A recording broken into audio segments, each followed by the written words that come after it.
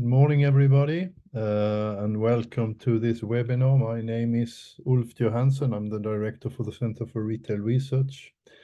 The webinar title this morning is Winning the In-Store Battles, Shopper Marketing Cases from the Shop Floor. With me on this webinar, I have my colleague Carries Egan-Wyer, Martin Moström from Retail House, and Ella Martell and Franziska Siegfried, former master students that have conducted most of the work we're talking about today. So just before we start, just a few words on the Center for Retail Research at Lund University. Those of you that have followed us for some time now will know that we are now a little bit more than 10 years old. We are 11 years old, and we organize around 50 researchers on Lund University that do research on different aspects of retailing. We've been sponsored by Hakon Svensson Stiftelsen, Handelsrådet, and also by Lund University. We do research. The most recent thing we've done is the book, The Future of Consumption, which if you are interested in the subject of the future of consumption, and most of us actually should be, it is a very good read. And we also do things like this, seminar, webinars, etc. Everybody's talking about AI at the moment. We've had several seminars on AI. The first one we had in 2018. And I think we were among the first ones that actually talked about AI. And if you want to read a summary of what we do, we publish the year report every year, and where we try to kind of collect most of the things we do in different ways. So stop with the advertising now and over to winning the in-store battle. For most FMCG companies, the store is a place where you not only sell your products, it's also a place where you expose shoppers to a brand, your brand. And shopper marketing, in my book, is something that helps retailers and manufacturers to share focus on the shop. Sharing of focus is, of course, very important. And the focus here needs to be who's present in the store, and often conduct a large part of the customer journey in the store. And brand suppliers to the grocery retail industry need to work with retailers to develop mutually beneficial shopper marketing collaborations. Brand suppliers have different perspective than retailers. Brand suppliers focus on a category or parts of a category. The retailer usually focus on the whole store, which is the task for the retailer to do. So but it's still important to find some common ground there, of course. And shopper marketing has been the focus this year on course at the International Marketing and Brand Management program. And that course focuses on retailing and retailing issues of different kinds. And this year, the focus for the group reports in that course has been shopper marketing and working with 2 different companies when it comes to shopper marketing. And Ella Martell and Franziska Siegfried will present 2 very different cases of shopper marketing that they developed on that course. So this is the agenda for this morning's hour. I'll leave over to Elsa Martell in a short while, and she will talk about the dairy products and brands from a shopper marketing perspective. Franziska Siegfried will talk about, from a totally different category in a grocery store, the dental care section. Then we'll head into a short discussion. I will share some of my reflections, and Martin Moström will share more of his reflections, but more from from a practitioner's point of view. And we'll open the floor up for questions and answers after that. And at the latest at 11 o'clock, we close. So I'm closing down my presentation for you, Ella, to upload yours.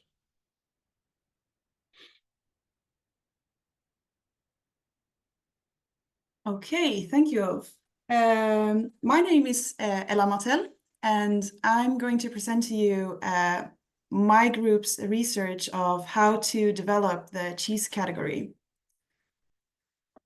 So we chose to look at two questions when conducting our report. The first one was, how can brands help central customers, in this case the retailers, to develop the cheese category? And how can the cheese category attract more young consumers and shoppers? We conducted 21 interviews with young consumers and 2 interviews with store managers from different ICA Maxi stores to get information from both consumers and customers, as well as narrowing down our proposals. After conducting the consumer interviews, our results were as follows. Firstly, 43% acknowledged the significant role of cheese in their regular diet. Notably, 70% actually incorporated cheese into sandwiches and cooking activities, while 50% acknowledged enjoying it as a snack or as a dessert. The sandwich consumption patterns revealed that 52% eat cheese on a daily basis, thereby offering crucial insights into potential cheese pairings. Loyalty programs were mentioned to impact 86% of our interviewees, with a majority being influenced by discounts. The Cheese of the Month program, that I will explain to you later, resonated with half of the interviewees, especially if featuring their favorite cheese or if they were discounted. Despite this, the interviewees showed an openness to delving into new options, thereby making in-store advertising and price campaigns crucial. In interviewing the ICA staff, there was alignment on Cheese of the Month program as well, but the challenge to overcome was said to be the consumer reluctance to explore, which is why education and need for consumer engagement or excitement would come into play. Additionally, understanding consumption patterns allows for the introduction of involvement spirals, thus enhancing shopping experiences and encouraging more purchases. So based on our analysis and our data, we identified 3 gaps between what young consumers in Sweden need, what the retailers, such as ICA, need, and what the brands are currently offering. We propose solution ideas for each of these 3 gaps. So for the first gap, we found that price sensitivity and convenience. We found that young consumers prioritize convenience and practicality.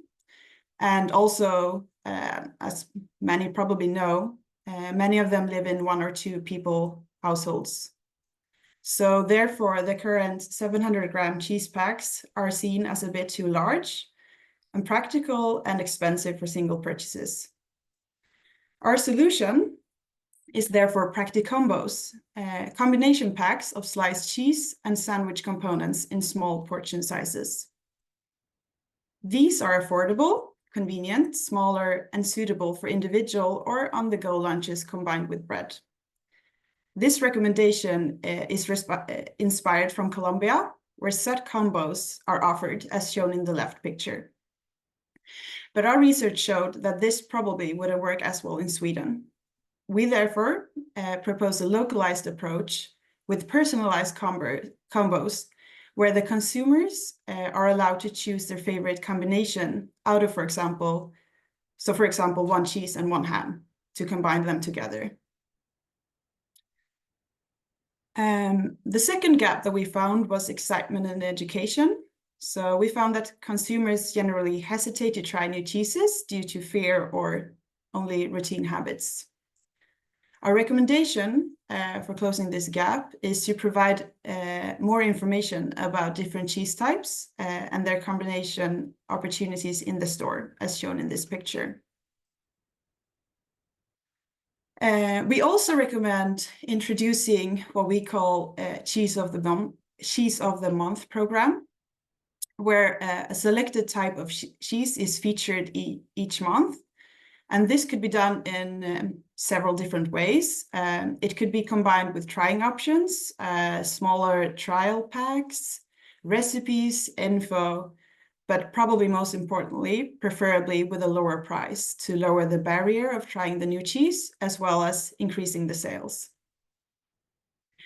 A third recommendation for this gap is cheese boards,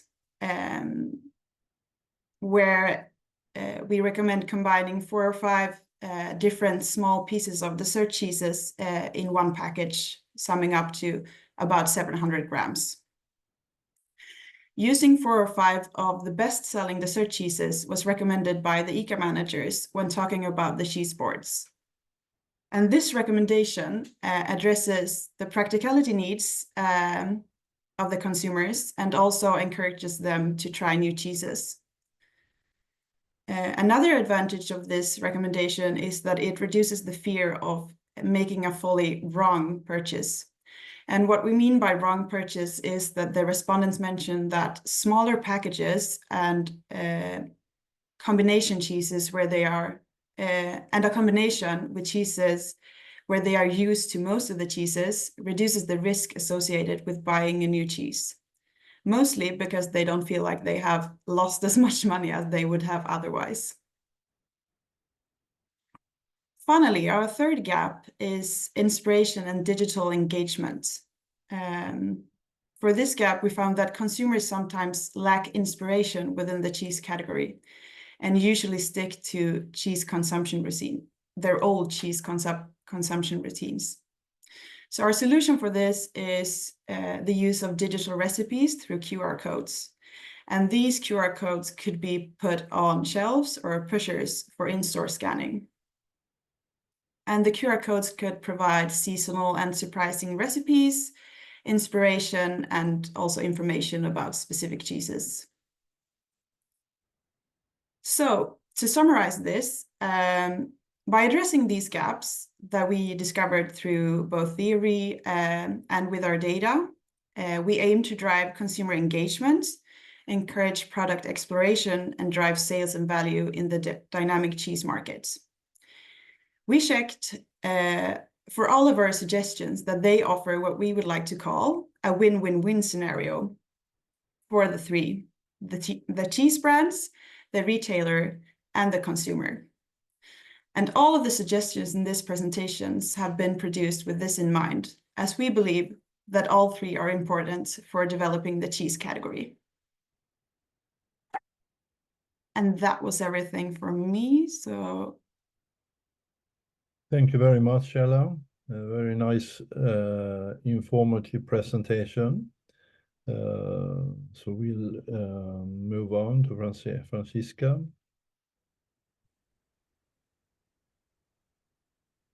Yes, thank you very much. So yeah, I'm Franziska, and together with my team, we worked on a shopper marketing case in the oral care category, and more specifically in the interdental cleaning category. And this is a very interesting case and a very interesting category because customers, it's not usually the product category that a customer thinks when he goes to the store to buy necessarily. And also for retailers, it might not be the highest priority category, which makes it the more challenging and more interesting to look into. So we investigated how we can, those brands can win store shelves and customer smiles. So the key questions we looked into is how the in-store battle can be won within this category, but at the same time as well, how can the category be increased to cater to diverse consumer preferences and to enhance customer awareness and market presence.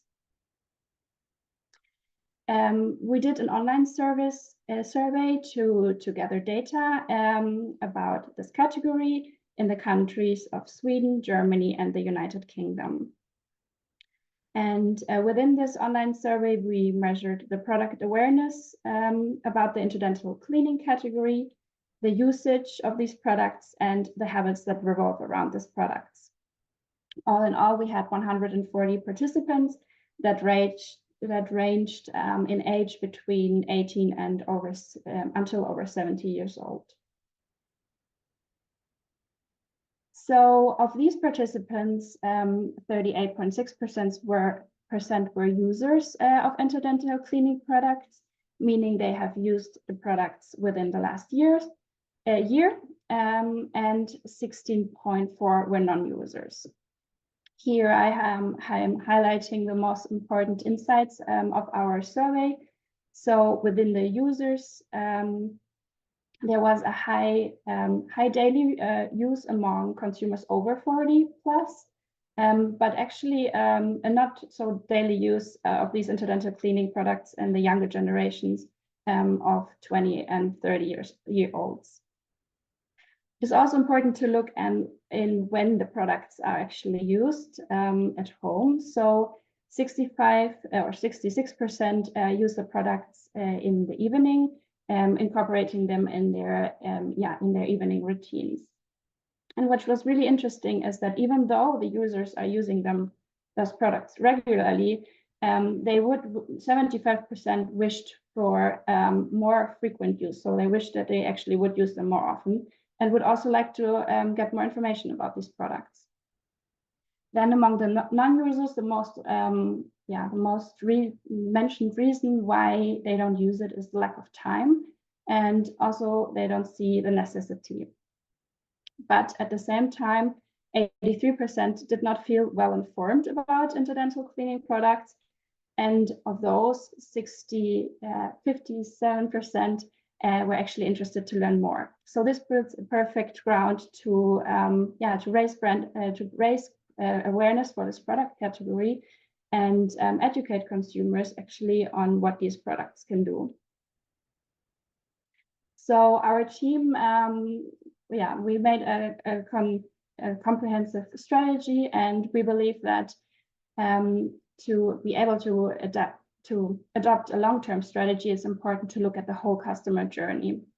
We divided it into the pre-purchase, purchase, and post-purchase phase, and highlighted some issues in each phase which we want to tackle with our strategy. So in the pre-purchase stage, we were considering that it's important to build product awareness to become important in the relevant set of the consumers when they go into store, and as well as educating the consumer. Because interdental cleaning products are actually, information heavy, I would say, because there is a lot of information which product is the right one and which one is the best one to use. The brush size, for example. In the purchase phase, we focused on increasing visibility in store through in-store and cross-merchandising. And in the post-purchase phase, we focused on retaining customers, building loyalty, and especially creating habits about interdental cleaning products. So we came up with several initiatives, which mainly focused on specific phases in the customer journey. Our first initiative was a social media strategy, which focuses on the pre and post-purchase stage. And the main goal here is building awareness. These can be done by using brand ambassadors. In this specific case, it can be dentistry or beauty influencers who create, who make a habit out of using interdental cleaning products within their get ready with me or get unready with me routines in the evening. And it's a fun way to engage with the consumers and bring the brand and the product category closer to the customers.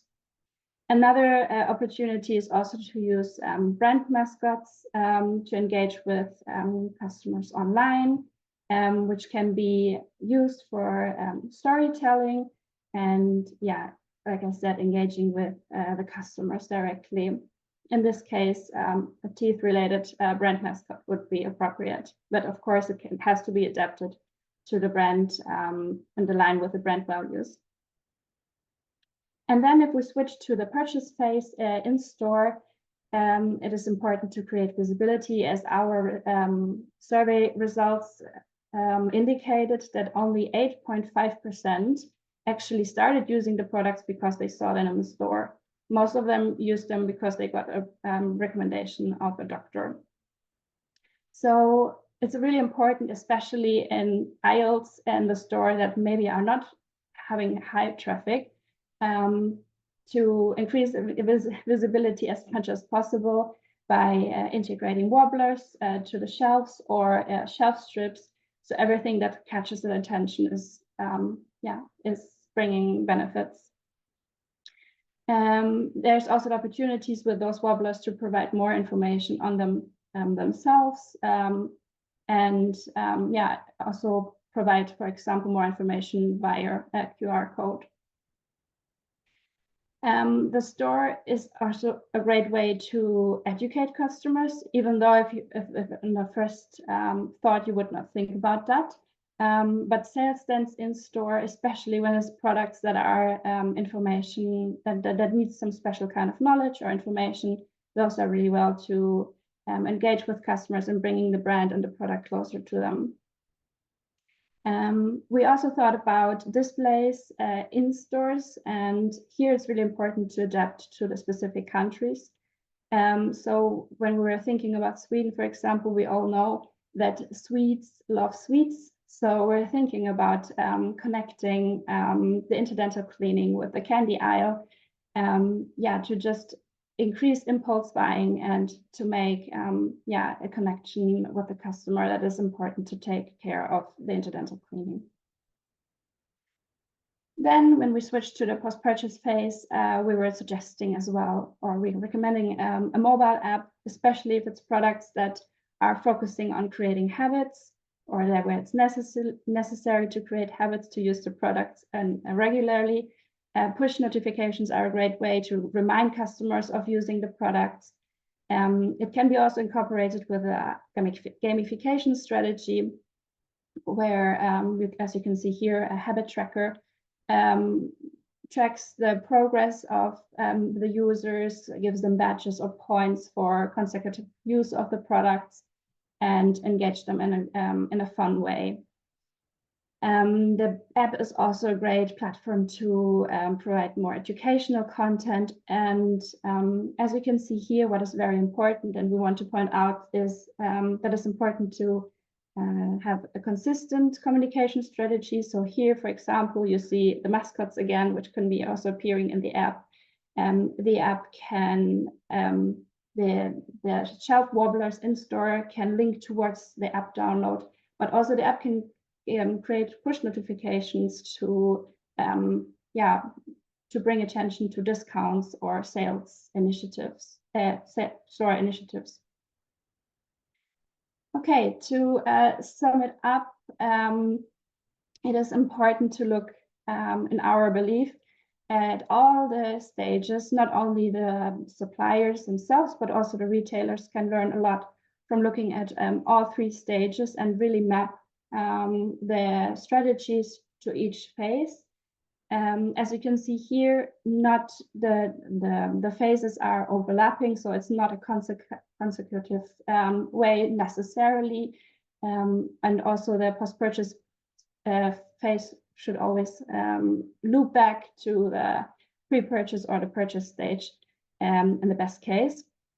And at the same time, it's also important to look in each stage at the problems the brand or the retailer wants to overcome. So in which stage is it appropriate to educate consumers, in which stage it is important to increase visibility or bring more awareness to the product category. So yeah, So this is what we propose for the incidental cleaning category, but I think it also applies for a lot of other categories and grocery stores.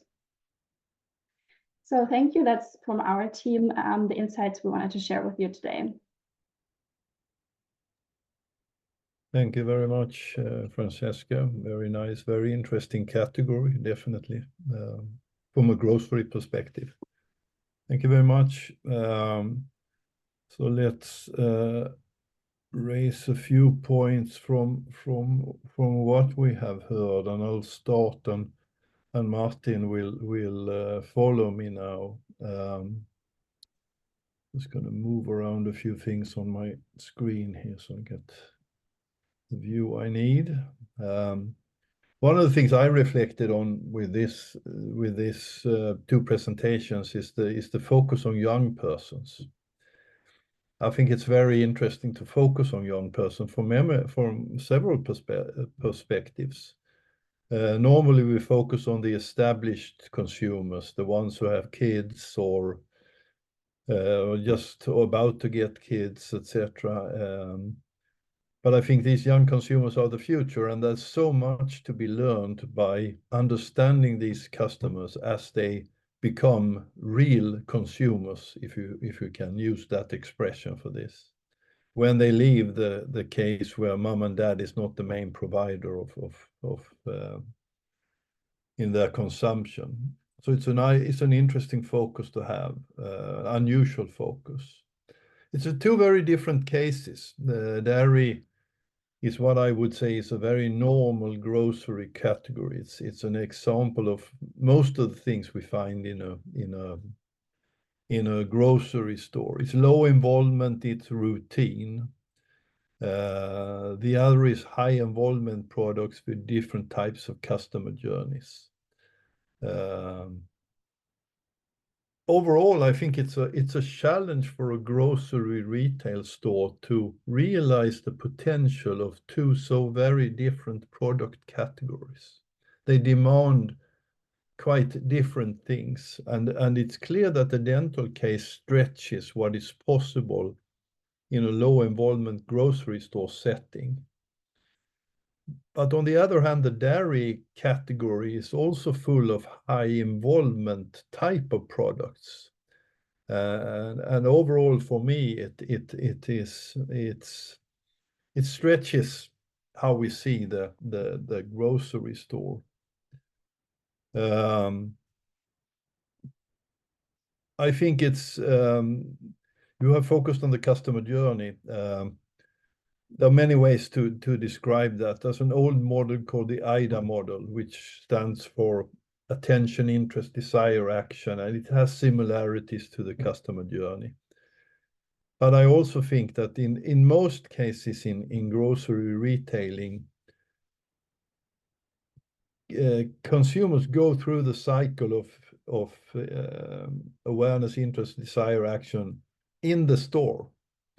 And it also becomes important to not just focus on the purchasing part, but also focusing on the attention and interest. And that's where you can introduce new products, of course, because then people get maybe interested and maybe buy the next time around.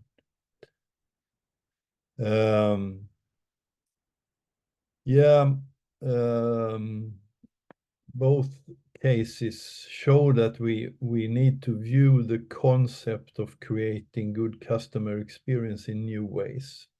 I think we are very stereotyped often when it comes to talking about experience. Often we equal experience with excitement, creating excitement for customers in stores. But as can be seen in, I think, both of these cases, it's a good illustration of Pine and Gilmore's classic book, Welcome to the Experience Economy, that was released in 1998, where they talk about education as part of creating experience. So educating the consumers can also be something that creates a very good customer experience in a setting like this. And we cannot talk about grocery retailing in Sweden without talking about private label.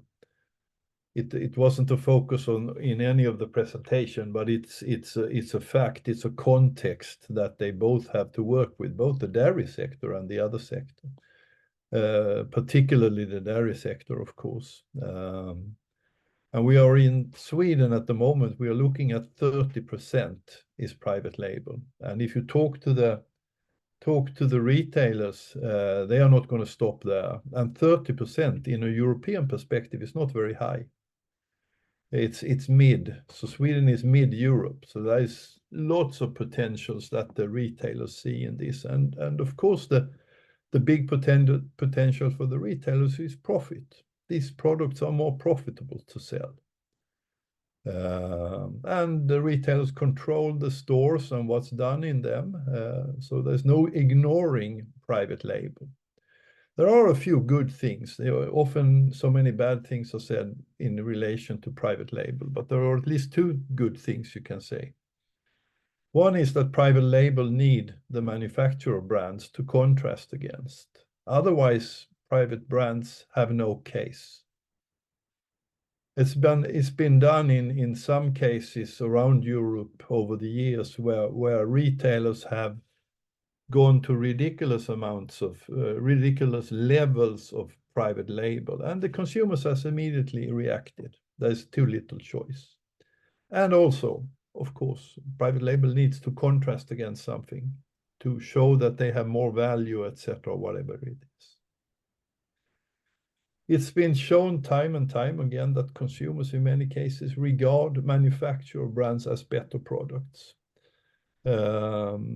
We've seen research showing that recently on private label, actually, where the consumers are very clear, yeah, private labels are products as well, but the manufacturer brands are the better brands.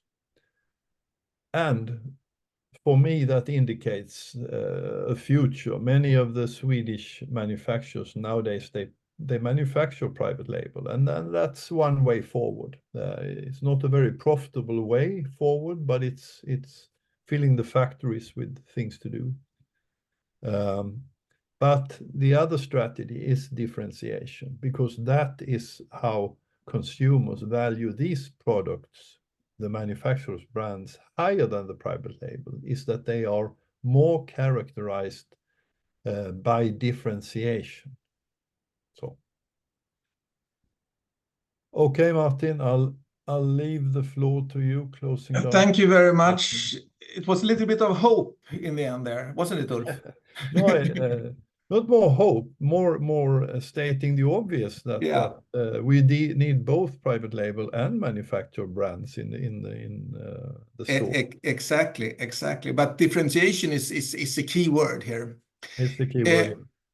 Thank you, Franziska and Ella, for great presentations. For all in the audience here, you just have to take in consideration that those brilliant students had about 2 weeks plus to produce this material with the presentation, with the study, and we had a full day in Lund where they presented in 7-minute slots. So I think that you really did a good work here. So I want to highlight 2 things according to those 2 presentations, and that is because I know there's a lot of practitioners in the audience, so I would like to give them a practitioner point of view. And the first thing, I really loved the combination what you did in the first presentation, where you combined consumer data with data from store staff. And that combination is super interesting to do in a combination, because then you could really do a test up front. Will this work or not, as you did with the cheese board, for example, or the cheese of the month. So what I would like to highlight is that the retailer is the most important target group. And to create retailer value is of course a key here, combined with the differentiation part. And I know that many of you have seen this model before, but I really love this model because we reach the shopper through a collaboration with the retailer. To reach the shopper, you have to go through the retail headquarters, to go through the store staff, which I really love that you, Ella, interviewed the store staff. What is possible? What is the limits before you do any PowerPoints projects? So this model saves a lot of money to a lot of company, and all of you attending to this meeting today knows that, but you have to spread the word inside your organizations. And I also took this definition of shopper marketing, and this is to improve shopping experience for both retailers and manufacturers. So as a brand, you really have to see how could you contribute to the value for the retailer. So if you're a brand 2024, the main question you should ask yourself, how do we support the retail strategy? How do we tap into the strategy of the retailers? And it's very easy because it's on their website, so it's really easy read. So I really give my strongest recommendation for all you participating today to download the strategic reports from the retailers, to read them thoroughly, because you get a lot of answers there in your strategy work.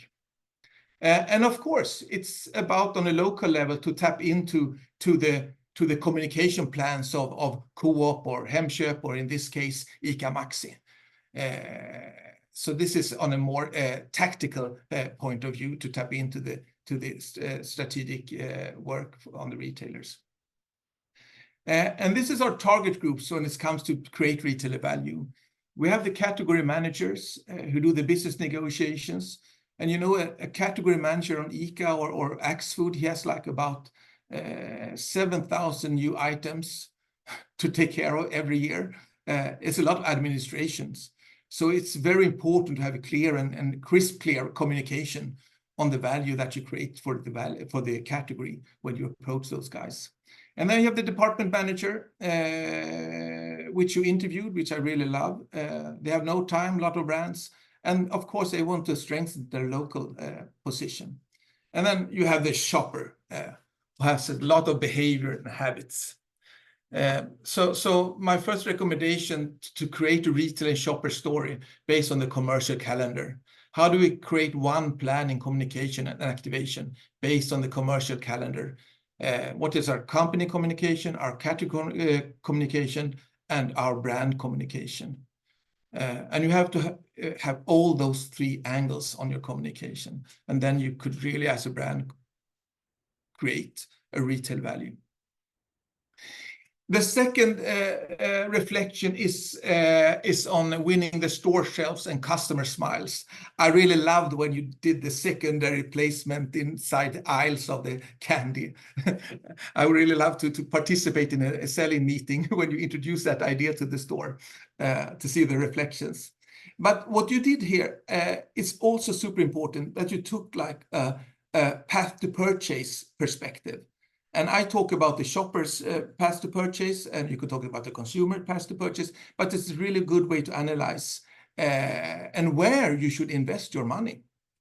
And the first, it's funny because this is a brand marketing course in Lund, and I introduced the shopper perspective here together with Ulf and Karis. And it's always, you talk about the consumer, you talk about the shopper, and sometimes you mix the two groups. But there are actually quite a big difference between the consumers and the shoppers. Sometimes they are the same, but when it comes to pet food, for example, or food for infants, it's of course a difference between the shopper and the consumer. But you really have to dig into the shopper. But the great thing is to get the insights about the consumer, because that is a communication that you should use and to transform into shopper communication. So you can't say that we only work with shopper communication or consumer communication. You have to work with both target groups. And this is the old model that we work with when we work on consumer path or consumer journey. And most of the companies that are actually working 2024 work with the marketing department and the sales department, and they have different works, different jobs to do, different challenges. But this is a very linear way of thinking. So I think that you really have to think in another way. You have to think about the moment of truth. Where is it? And of course, the moment of truth is in the store, because if you can't find the product, you can invest so much money in above the line media. But if you don't have the distribution, if you don't have the visibility, it's worth nothing. And this is what Procter & Gamble found out in 2004 when they introduced the work of shopper marketing in the marketing arena. And then, of course, Google starts with the digital consumer, digital shopper, that almost every consumer journey, shopper journey starts online, even in the food industry or grocery industry. And this is just a picture of digital behavior. And you can go into Google and find out the digital behavior in your categories. It's super interesting to see when do they enter the digital arena. And if you go to the grocery stores, it's a few hours before you go the grocery shopping, you go into the digital space and to find out what you're going to probably eat for dinner this evening. So this is the shopper journey. And there's a quite nice study that was published in 2015, where they tried to investigate where to invest, where could we affect the shopper most efficient. And they took 4 different categories, and one of the categories was actually in the groceries. It was soft drinks. And they gave like an application to 10,000 shoppers, and they have to like make some notes on every day and how they thought about their consumption and thinking about the brands, etc., and what kind of commercials they saw, etc. And of course, it's not that surprising to say that the question was which touch point is the most effective in influencing brand choice. And number 1 was the in-store. And number 2 was actually mouth to mouth. When you talk to neighbors, family, friends, they give you advice. You're at the dinner party and you say, oh, I ate this fabulous pasta last Wednesday. Oh, I have to try it. So, and then advertising on third. And of course, this is not the study that the advertising agency want to show you, but you can download my white paper afterwards to read it, to read the full study. So why is the in-store still the number 1 touch point? During the COVID era, I heard, why do you still work in a physical retail? It's dead. And I said, it's not dead. And when it comes to groceries, it's definitely not dead. It's alive and kicking. And of course, when you go to the physical store, you view the entire category. And of course, I mean, as a brand, you will really love to think that your consumers are 100% loyal to your brand, but that's not the truth. You have a lot of brands to choose and to pick from. So then you can view the whole category. And you also consider the competitors. And you have the touch and feel thing. It's important in many categories when it comes to grocery. And you get the product immediately, of course.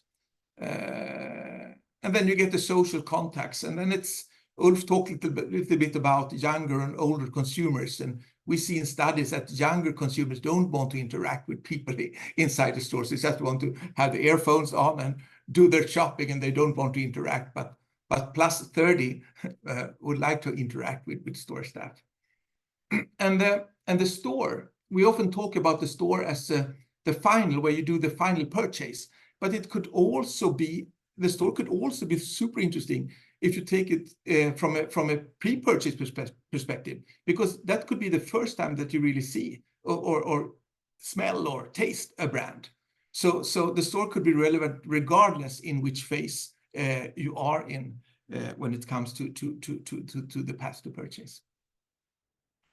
Do you want more reading about this? I wrote 12 white papers together with Håkan Svensson Stiftelsen, which is ICA's research foundation, where I took really interesting subjects and to try to translate them into Swedish and to make them super practical for you to work with.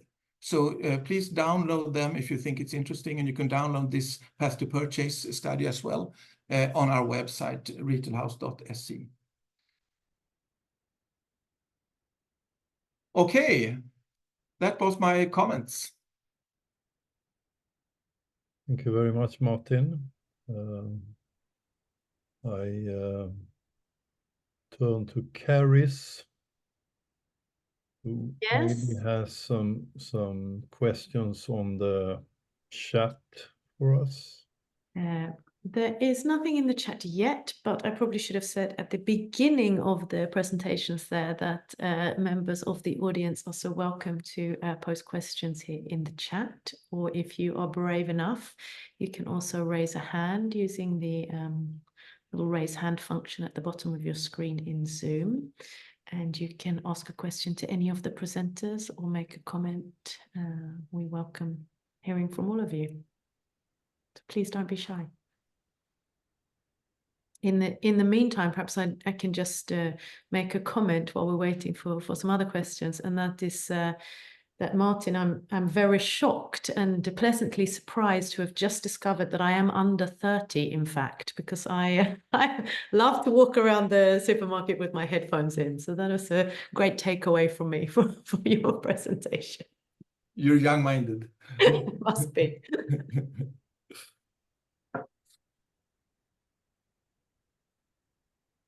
And I would like to say that if someone of the companies attending to this seminar are interested in participating together with us as a case company, you could I'm more than happy to take you. You can email me or Caris, because we will go for a new round this autumn. Yeah, absolutely. I can also make another comment, actually. Ulf brought up the point that we didn't discuss private label in any of the presentations today, but I should mention that private label is actually discussed in one of the case chapters in this shopper marketing report. So after the presentations finish today, sometime this afternoon, you will all who are attending get an email where you can download the report, so you can read a little bit more about our student researchers' perspectives on private label and shopper marketing as well. I also have a bias when it comes to private label, especially this last year. I've been part of researchers who worked with the competition authority on private label, and in the light of the big price increases on grocery products the last couple of years. So the competition authority has commissioned a lot of different types of research on that. So I've been one part of that. So it's high on my brain now, because the report is supposed to be published just after midsummer. So we're waiting for the last details on that. So that's the reason, Caris. It's on my mind. I see everything in light of private label and manufactured brands. And likewise, I see everything in terms of customer journey at the moment. And I was really taken, Ulf, with what you said about that shopper marketing can be seen as the kind of almost the full customer journey in miniature taking place in the store. And I really think that nicely connects with what you, Martin, said as well about this kind of where in this pre-purchase phase do shoppers start engaging with online, and that can be, you know, very much in store as well as before. So I really like this idea that the shopper or customer journey can kind of stretch or shrink and take different spaces. And I also think, in connection to that, Caris, that we often think of the whole customer journey taking place, most of it taking place in the store. When you come to the store, you make your decisions and you buy, etc. But I think there is a dark side here where we don't realize how much customers look in the store and okay, they have eggs from that. Okay, next time I'll buy that as well. So there is a lot of post-purchase going on, but not resulting at that particular time in any purchases. So I think that's an unexplored area in grocery, understanding grocery consumers. We often say that the grocery store is so well investigated. We know everything about category management and shopper behavior, but it's still a black box when you take the view of the consumer shopper journey. That's a super interesting angle. Yeah, because there are so many things that I think have really changed. There is some need for some new eyes and new perspectives on the grocery store, actually. But we tend to see it as it's always been, but I don't think it is. Good, Martin. That's a good, that's another white paper, I think. Probably. I would also like, as a part of SRB-Retail House, I would like to thank you, Center for Handelsaudit, Ulf and Karis, and all the students for having this cooperation together. It's very fruitful to have this. I think it's good that we are continuing it, Martin. Yeah, of course. But to have this for you. To invite the practitioners and to combine the academic study with the practical world, it's super important when it's come to this field. Yeah. I can only... Hi, everyone. And actually, I have a question. My name is Frida Åkerlund. I work at Retail Academics, and I just can't hold myself. I need to ask you, because we have talked a lot about different tools within the field, and we also got some good examples from the students today. Very exciting to hear about that. But just out of curiosity, both proposals suggest as QR codes and some digital things within the store, and we got these questions all the time from our clients. How should we be more digital in the store? How should we meet the younger shoppers that Ulf also talked about, because they are the future? But when we have measured the digital initiatives within stores, we see quite varied efficiency within these examples of like QR codes, coupons with QR codes, etc. So I just wondering, what are your experience of activating with digital activities with like QR codes, or to meet this young audience within the store? Do you have any comments about that? I'm just eager to hear you talk about it. Martin, this feels like your area of expertise. Yeah, or should we hand it over to Franziska and Ella? You're like you did the study. What do you think? Yeah, maybe I can say something about it, since we had it, the QR codes in our wobblers and the social media strategy. So of course we have not tested it in store, what we proposed, but I can speak maybe of my experience as a young consumer myself, that I do use QR codes. It's a good way to maybe extend, to provide more information, because especially when the product is information heavy and there's not much possibility to put on the shelf itself or on the product itself. It can be I think a good opportunity, but then of course also things that customers can take home and read there is also helpful. So I cannot say from experience how many QR codes will be scanned, but I think there's a debate about QR codes, if anyone's using them or not. But I think anything that attracts attention and can be visualized online. I mean, there's also a way maybe to scan the product itself. We are also like maybe there's ways to look at to scan the products and see other varieties of the product in the future. So there's many options to digitalize the products even more in store.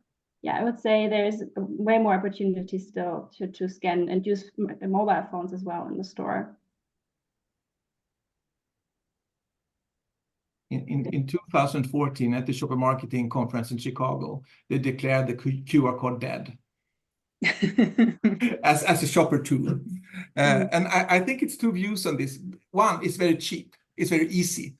It's very easy to put the QR code in. And I think that we have to lower our expectation of shopper engagement, because when we do QR code campaigns or activities, if we get like a campaign in 300-400 stores and we get like 50-100 reactions, somehow downloads, you can say that that's very, very bad if you count the number of shoppers going into those 400 stores.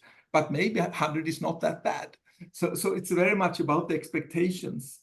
But yeah, it's a tricky question. But maybe I think we are also looking at, they are just an example of young consumers, and they are the ones that will dominate what goes on in grocery stores as we move on. And if they expect producers to provide these type of codes to get more information, it's going to become not a motivation factor, but more a hygienic factor to actually be able to provide more information, because that's what it does.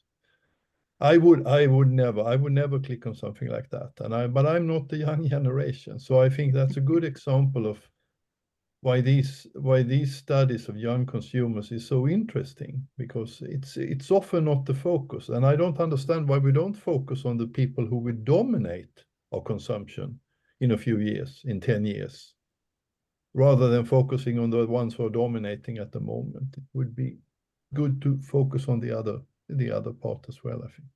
Just a quick input. I think also we're just the beginning of the QR code, since Validio is now doing a shift globally, moving from the barcode to the QR code in a couple of years. So I think the consumer will also learn to use the scanner on their phone daily in store for allergy information, and also for brand material and so on. So I think we're right in the beginning of this shift, since we will need to learn to use it in store for getting all the information. That's a good so input. just a quick input. Super input, thanks. Great input. I Thank think you so much for your input. It was really nice to hear a different point of views about this subject, because I think, as we were talking about, it's discussed in the industry right now. So thank you so much. Thanks. Yeah, and it's coming close to time to wrap up. Caris, I don't know, when we talk about QR codes, it's not the same as the digital product passes, but we will look at something different moving forward as well in research. Yeah, absolutely. It's the EU's mandatory digital product passports for textiles are coming sooner or later. It looks at the moment like it might be a bit later than that rather than sooner. But there it's not clear whether they will take the form of QR codes. That looks most likely, but they could also be RFID or some other type. But yeah, I think we will see more engagement with that as that comes in. So absolutely. Should we wrap up now? Yes, I think we should. Yes, thanks everyone. Thanks presenters. Thank Martin. Thank Caris. Thank everybody tuning in to listen. Hope you have a continued good day, and bye-bye. Bye.